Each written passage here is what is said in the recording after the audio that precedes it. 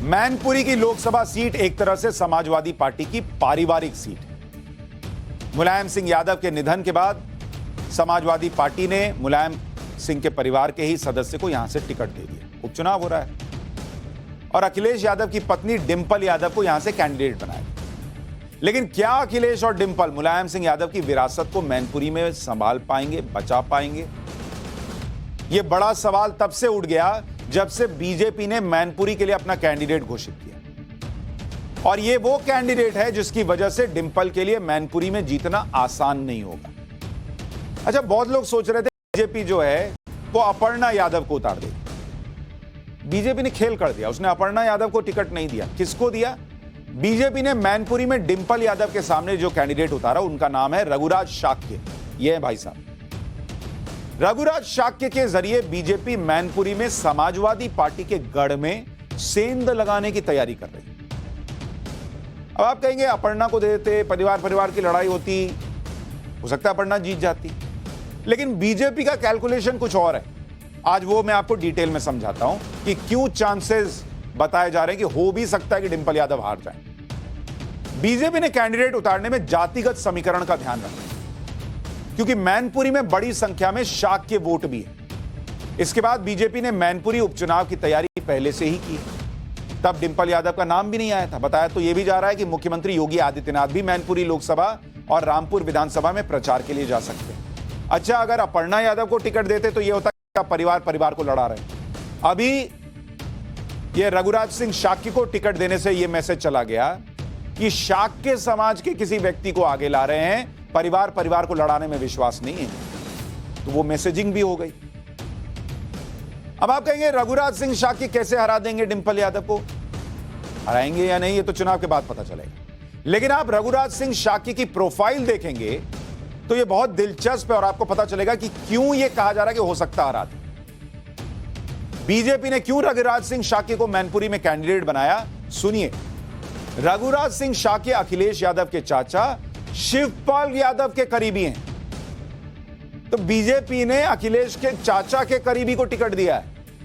रघुराज सिंह शाक्य शिवपाल की party PSP के प्रदेश उपाध्यक्ष रह चुके हैं। इटावा से समाजवादी पार्टी के टिकट पर 1999 और 2004 में सांसद रह चुके हैं। यानी ये समाजवादी पार्टी की राजनीति और मुलायम परिवार की राजनीति को अच्छे से जानते हैं। और जिस तरह से अखिलेश और शिवपाल का टकराव है, उसमें शिवपाल के करीबी को मैनपुरी से उतारकर बीजेपी ने बड़ा दांव चल दिया।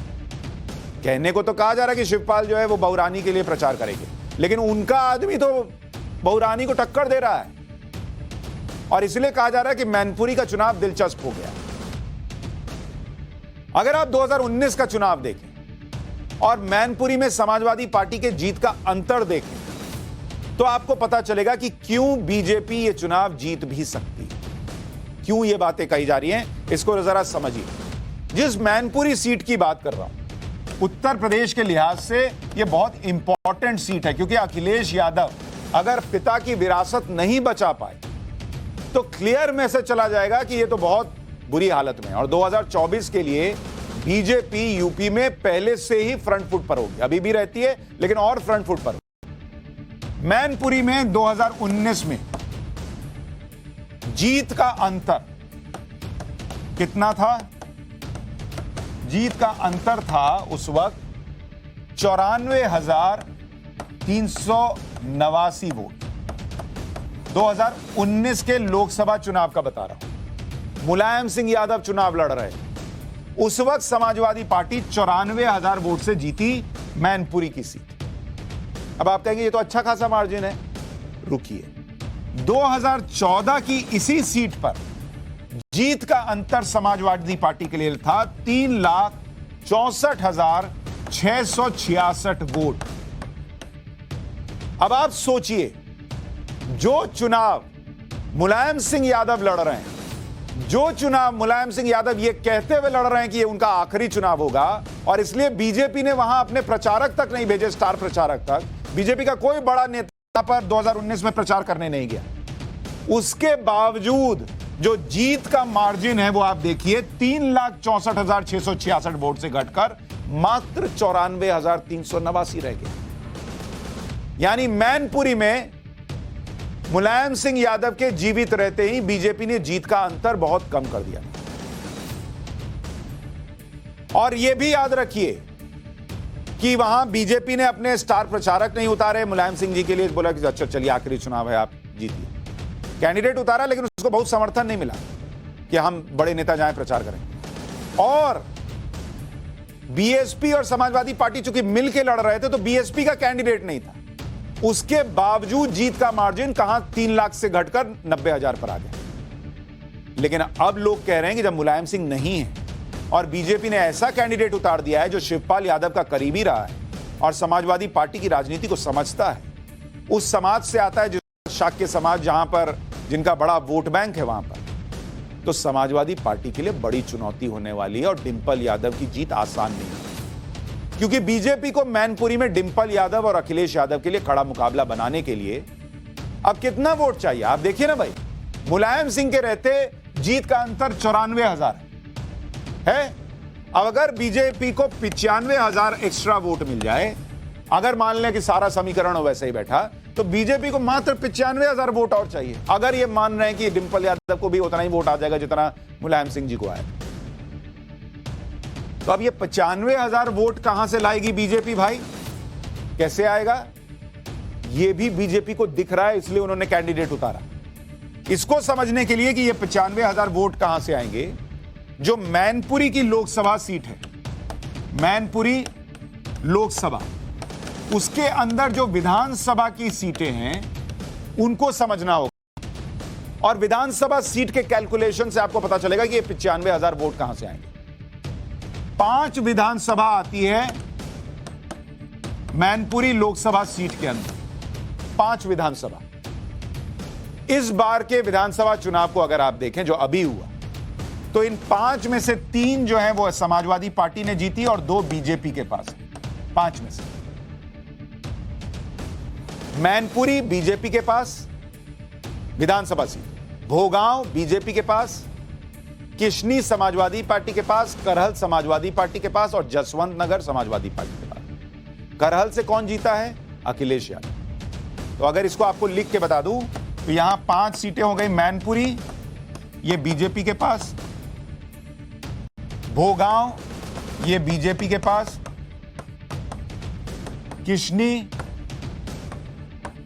ये भी समाजवादी पार्टी के पास, और करहल ये समाजवादी पार्टी के पास, और जसवंत नगर जहां से शिवपाल यादव जीते हैं, अखिलेश यादव के चचा, वो भी समाजवादी पार्टी के पास। अब सबसे इंपॉर्टेंट क्या है? जसवंत नगर का विधानसभा का रिजल्ट।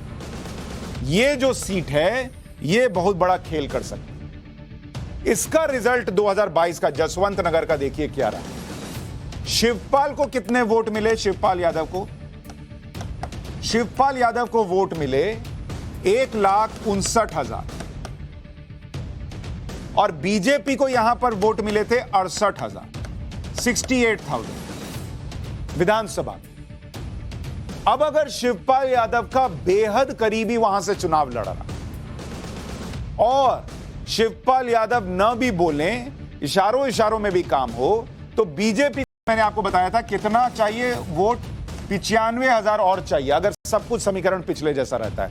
तो 1,59,000 में से 95,000 खींचना शिवपाल यादव की सीट पर उनके अपने करीबी के लिए कौन सी मुश्किल बात है।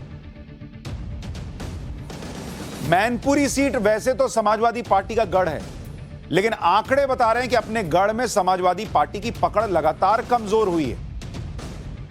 आप देखिए क्यों कहा जा रहा है कि डिंपल यादव हार सकती हैं। 2009 में देखिए समाजवादी पार्टी के पास वोट प्रतिशत था 56% वोट शेयर था, वोट प्रतिशत 2009 में। बीएसपी के पास था 31%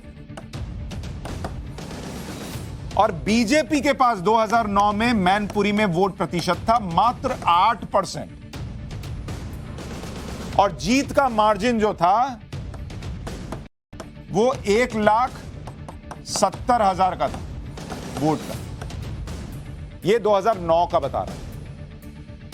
2014 इसमें समाजवादी पार्टी के पास वोट शेयर 59%, बढ़ गया 3%। बीजेपी का वोट शेयर जो है वो बीजेपी से पहले बीएसपी का वोट शेयर घट के हो गया 14%, और बीजेपी का वोट शेयर हो गया बढ़कर 23%, 8% से सीधा बढ़कर 23%, और जीत का मार्जिन 3,60,000 वोट। फिर 2014 का, ये हो गया 2014 उपचुनाव हुआ, क्योंकि मुलायम सिंह ने यह सीट छोड़ी। उपचुनाव में क्या हुआ भाई, समाजवादी पार्टी का वोट शेयर बढ़कर हो गया 64%, तेज प्रताप सिंह यादव यहां से लड़े। बीजेपी का वोट परसेंट हो गया 32%, 32%, और जीत का मार्जिन 3,20,000, फिर 3 लाख। अब आइए 2019 में क्या हुआ। समाजवादी पार्टी को 53% वोट शेयर मिला, बीजेपी को मिला 44%, और जीत का मार्जिन घटकर हो गया मात्र 94,000 वोट। अब आप देखिए कि क्यों कहा जा रहा है कि बीजेपी जीत सकती है, डिंपल यादव हार सकती है। एक तो मैंने बताया कैंडिडेट कौन है, कैसे जो है वो दूसरी तरीके से, मतलब आप कहिए कि इशारों में शिवपाल यादव भी खेल कर सकते हैं बीजेपी के पक्ष में। लेकिन आप सफर देखिए बीजेपी का, 2009 में जो बीजेपी 8% पे थी, वो 2019 में 44% है, 36% का गेन है, 36% का वोट शेयर बढ़ा है। और जो समाजवादी पार्टी 56% से होते होते 64% पे गई थी, वो कर आ गई 53% पर। और वो 53% कब है, 2019 में, जब समाजवादी पार्टी के सामने इसके साथ बीएसपी लड़ रही है और मुलायम सिंह के लिए प्रचार नहीं हो रहा, मुलायम सिंह के खिलाफ प्रचार नहीं कर रही है बीजेपी। जीत का मार्जिन घट गया, वोट प्रतिशत घट गया, और बीजेपी ऊपर चली गई। और अगर आप इसको समझें कि मायावती इस बार भी अपना कैंडिडेट नहीं उतार रही है, तो मायावती जब मायावती का वोट किधर गया, देखिए 31% से घटकर जब 14% हुआ, तो किसका वोट बढ़ा, बीजेपी का।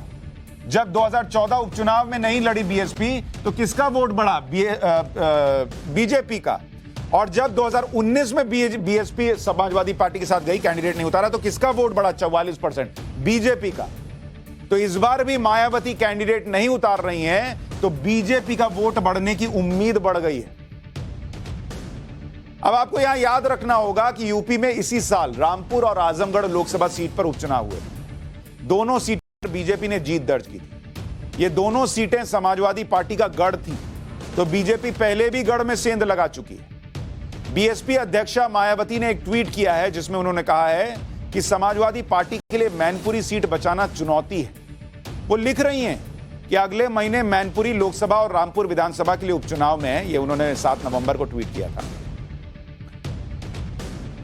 आजमगढ़ की तरह ही सपा के सामने अपनी इन पुरानी सीटों को बचाने की चुनौती है। देखना होगा कि क्या सपा ये सीटें भाजपा को हराकर पुनः जीत पाएगी, या फिर वो भाजपा को हराने में सक्षम नहीं है, यह पुनः साबित होगा। आजमगढ़ के उपचुनाव में बीएसपी को 2,66,000 वोट मिले और बीजेपी 8,000 वोट से जीत गई। तब यह आरोप लगा था कि बीएसपी ने समाजवादी पार्टी को नुकसान किया। लेकिन रामपुर के उपचुनाव में बीएसपी का कैंडिडेट नहीं था, लेकिन बीजेपी वहां भी 42,000 वोट के अंतर से चुनाव जीती थी। हालांकि डिंपल के पक्ष में भी कुछ बातें हैं, ऐसा नहीं कि एक तरफा मुकाबला बीजेपी जीत रही। डिंपल यादव के पक्ष में क्या है, पहली बात तो यह कि मुलायम सिंह के निधन के बाद एक सिंपैथी वोट होगा जो उनके पक्ष में जा सकता है। दूसरी बात, मैनपुरी में समाजवादी पार्टी का परंपरागत 50% वोट है, कट्टर वोट, क्योंकि आप देखिए कभी भी समाजवादी पार्टी का वोट शेयर 50% से नीचे नहीं गया। तीसरी बात, शिवपाल यादव का बयान जिसमें उन्होंने कहा कि घर की बहू के साथ हैं। हालांकि लोग कह रहे हैं कि वो बहू के साथ है और उनका कैंडिडेट बीजेपी के साथ है, उनका करीबी बीजेपी के साथ है, तो वो किधर है मन से ये पता नहीं चला। चौथी बात, मैनपुरी के प्रचार में समाजवादी पार्टी के स्टार प्रचारकों में शिवपाल का नाम भी है। और पांचवी बात, बीएसपी का चुनाव न लड़ना। लेकिन ऐसे में इतना तो मान के चलिए कि मैनपुरी का यह चुनाव बहुत दिलचस्प है। एक तरफा जीत मिल जाए, इसको लेकर तमाम लोग चर्चा कर रहे हैं कि ये लग नहीं रहा। और अगर डिंपल यादव चुनाव हार जाएं तो बहुत आश्चर्य भी नहीं होगा, क्योंकि बीजेपी सिस्टमैटिकली बहुत तरीके से समाजवादी पार्टी के गढ़ में सेंध लगा रही है।